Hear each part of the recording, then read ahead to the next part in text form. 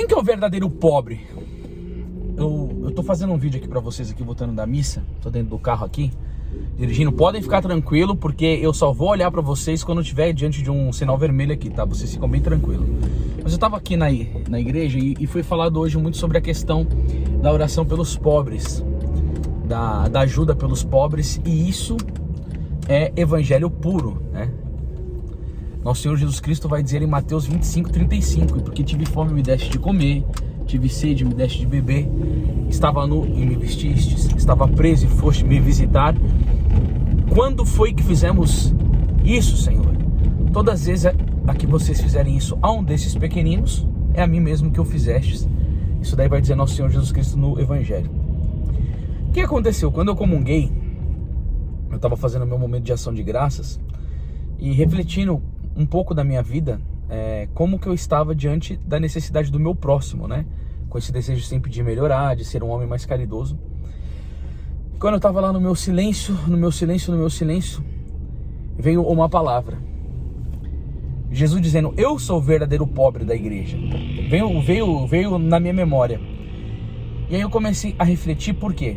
Eu acho que nosso Senhor Jesus Cristo mexeu na minha memória numa questão de um livro que eu li do Dom Atanasius, que ele falava sobre isso, que Cristo é o verdadeiro pobre da igreja, ele que é o verdadeiro abandonado. E aí você vai entender aonde eu quero chegar com vocês. Quando nós recebemos Jesus no Santíssimo Sacramento, é difícil até um anjo explicar para nós o tamanho da graça que é a recepção da Eucaristia. Jesus, em corpo, sangue, alma e divindade, entra dentro de nós, e santos fervorosos que entendiam esse mistério porque tinham uma vida de oração extremamente iluminada pela fé, porque se mortificaram, porque abandonaram o mundo e, acima de tudo, porque receberam graças elevadíssimas de Nosso Senhor, fazia momentos de ação de graças de, assim, ficar horas. São Pedro de Alcântara ficava 2 horas amando a Jesus depois que ele recebia no sacramento da Eucaristia. Santa Margarida Maria Alacoque abraçava o seu corpo e dizia: "Jesus, agora você é só meu." Na verdade foi Santa Gema que fazia isso. A Beata Imelda, em transportes de amor por Jesus, quando o recebeu, ela morreu. O coração dela se dilatou, ela morreu. E eu poderia falar testemunho de vários outros santos que fizeram isso. E o que acontece? Você vai hoje na igreja e se fala de vários anúncios. Se fala da festa que vai ter, se fala do almoço da caridade que vai ter, se pede para trazer mantimento para ajudar os pobres. Vamos ajudar os pobres, vamos ajudar os pobres, vamos ajudar o pobre. E Jesus, aonde que ele fica nessa situação? E aí, o que eu quero dizer para vocês é que dentro da Igreja Católica se verifica a obra mais caritativa do mundo. Vocês vão verificar as obras de São Vicente de Paulo, de Madre Teresa de Calcutá, de São Luís Orione, de vários santos que levantaram, por exemplo, hospitais, como o Padre Pio, que era franciscano. E se eu pudesse falar, nós iríamos enumerar diversas ordens religiosas onde imperava verdadeiro amor pelos pobres. Verdadeiro amor pelos pobres, como a Irmã Dulce do Brasil, meu Deus do céu, que coisa mais linda.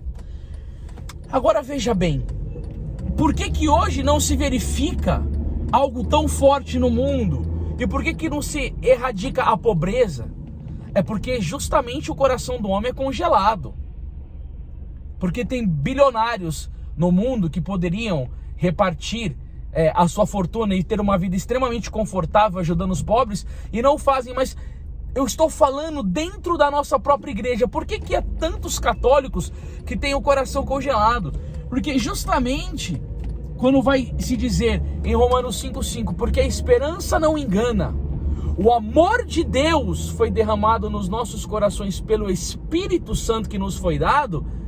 Essa transformação do homem lama em um homem santificado, virtuoso, cheio do amor, ele se dá sobretudo no contato da alma com Jesus na Eucaristia. Porque o Papa São João Paulo II dizia o quê? Na Eclésia da Eucaristia: quem comunga a Cristo Eucarístico come fogo.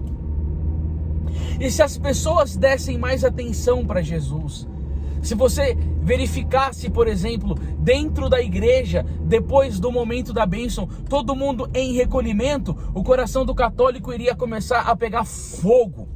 Iria haver um verdadeiro amor por nosso Senhor Jesus Cristo e, consequentemente, um amor pelo próximo e pelo pobre que tem necessidade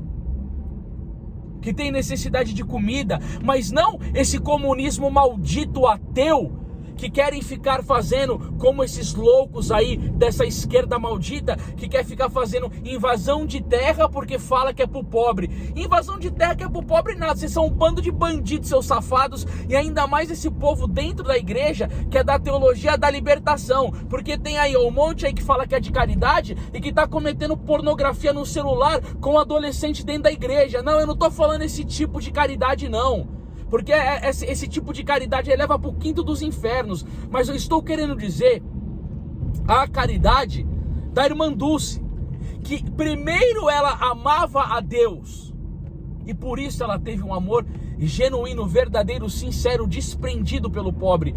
A caridade dela vinha do coração de Jesus, e o coração de Jesus é eucarístico, que precisa desenvolver em nós esta graça imensa.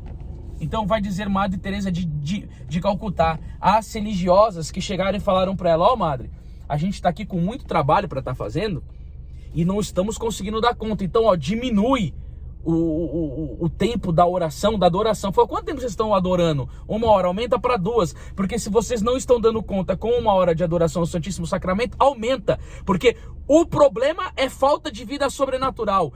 Quem tem Deus em primeiro lugar, como vai dizer Nosso Senhor em São Mateus 6,33, buscar em primeiro lugar o reino de Deus, tudo mais vos será dado em acréscimo. Mas o que eu quero dizer é, aqui, o verdadeiro pobre na igreja é Nosso Senhor Jesus Cristo. Porque eu acho muito interessante, todo mundo fala, vou alimentar o pobre, mas não fala alimentar a alma do amor, para você alimentar o pobre com um amor sobrenatural, para você se preocupar verdadeiramente com o pobre, para você querer dar-lhe comida, mas dar assistência espiritual, rezar por ele, fazer projeto social, é embasado no amor divino. Não levantar uma ONG porque você quer dar uma de santaço e depois também ganhar dinheiro em cima do pobre, porque tem muita gente que ganha muito dinheiro em cima do pobre, da desgraça dos outros, mas o amor sobrenatural.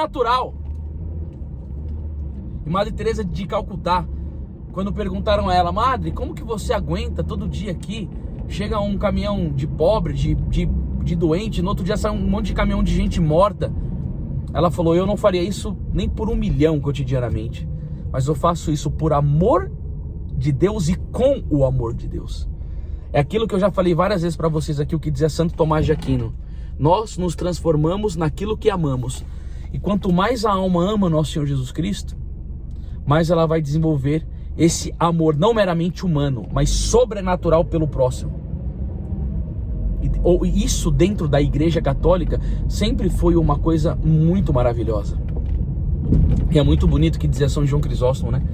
Eu só deixo o altar de Deus para ir ao altar dos pobres, mas jamais ele deixaria o altar de Deus. Jamais ele deixaria de uma boa comunhão eucarística. Jamais ele deixaria de uma união perfeita com o nosso Senhor Jesus Cristo. Por que eu estou dizendo isso? Porque São João Maria Vianney diz que uma única missa celebrada vale mais do que se você distribuísse os bens do mundo inteiro a todos os pobres. Isso daí quem vai dizer é São João Maria Vianney, o Cura d'Ars. Vale mais uma Santa Missa. E esta parte da Santa Missa, da ação de graças, os católicos estão abandonando. E aí você fala: mas Anderson, você está falando sobre as almas do purgatório? E eu vou encerrar com isso. Quantas almas que estão hoje no purgatório, se elas pudessem voltar, elas não voltariam? Em cada missa elas faziam um ato de reparação por todas as vezes que elas negligenciaram o seu amor a nosso Senhor Jesus Cristo. As almas vão ficar coradas de quando forem diante de Deus, perceberem a graça enorme que elas tiveram ao comungar e ao fazer o seu momento de oração, de adoração e de ação de graças, e negligenciaram. Vai ser uma dor, e diversas almas no purgatório devem penar muito por isso, porque se foi alma no purgatório porque não fez o sinal da cruz direito, como eu já disse para você aqui, ó, padre com úlcera na ponta do dedo, porque não fez uma boa ação de graça no purgatório.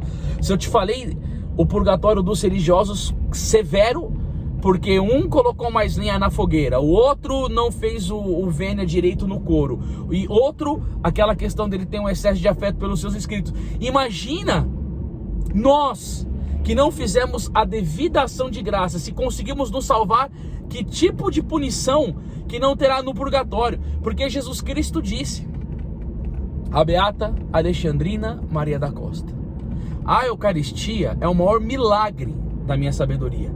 E o que as pessoas fazem com o maior dom de Deus? Aí eu fiquei observando o comportamento do povo na igreja. Eu falei assim: misericórdia, Jesus. Por quê? Porque não tinha uma pessoa em ação de graça, desde o padre aos ministros, ao pessoal da música, que não deixa nem a gente ir em silêncio. A gente quer rezar, quer recolhimento. Não tinha ninguém na igreja, o pessoal tudo conversando. O que está acontecendo com as pessoas católicas? Elas perderam a fé. Elas não têm mais olhar sobrenatural para as coisas. Nós precisamos crescer na graça e no conhecimento de nosso Senhor Jesus Cristo. Eu estava meditando isso hoje. São Pedro dizendo, não sei se era 1 Pedro 3 ou... não sei, mas se você quiser saber isso, busca no Google. Procurar e crescer na graça e no conhecimento de nosso Senhor Jesus Cristo. E é assim que as pessoas crescem na graça? Conversando depois que recebem Jesus na Eucaristia? Batendo papo? Fazendo barulho dentro da igreja? A minha casa será uma casa de oração. Gente, um templo católico deve ser um local, o templo católico, a igreja, deve ser um local de tanto recolhimento. E aí por isso que a gente entende esse êxodo católico, né? O cara vai numa mesquita muçulmana e vê o pessoal em silêncio. Poxa, meu, assim, sinceramente eu fico com vergonha disso. Porque quando eu era adolescente, eu não era católico. Eu fui com um amigo meu uma vez num templo muçulmano que ele foi lá me levar. E é uma coisa de um respeito humano, assim, humanamente querendo dizer. Eu olhava para os caras e via eles recolhidos, eles não falavam muito, uma coisa assim muito séria. Aí você vai dentro da igreja católica, aonde Jesus está vivo no sacrário, aonde ele se entrega na Eucaristia.